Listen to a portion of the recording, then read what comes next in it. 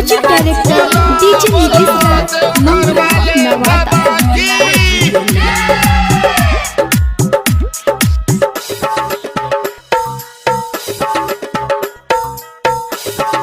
Mix बार आलोक बेलदौरिया।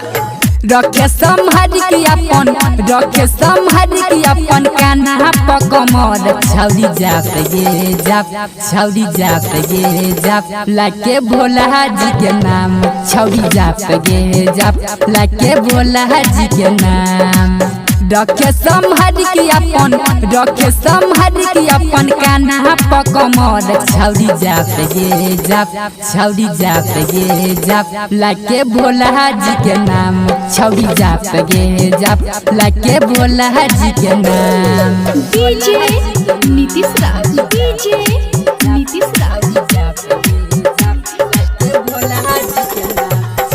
मंगरा नवादा, भोला जी के नाम।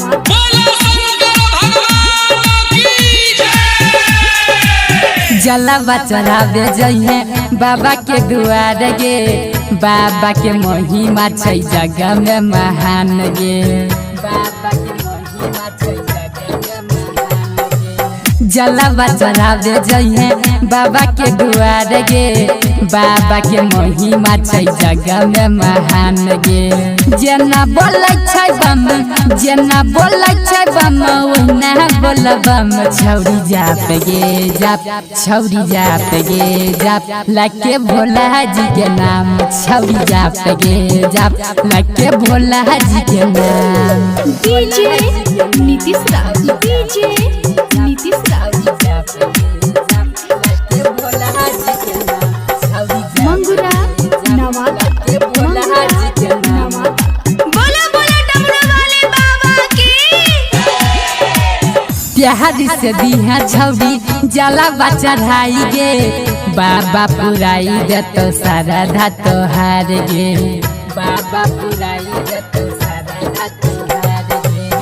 प्यारी से दिहा छौरी जलवा चढ़ाई गे, बाबा पुराई देतो सारा धातो हार गे। सचिन सुमन कहो राइटर नीतीश कहो नीरज के साथ छौरी जाप गे जाप छौरी जाप गे जाप लाके भोला जी के नाम छौरी जाप गे जाप लाके भोला जी के नाम, भोला जी के नाम। मिथिला रिकॉर्डिंग स्टूडियो बेलदौर बाजार।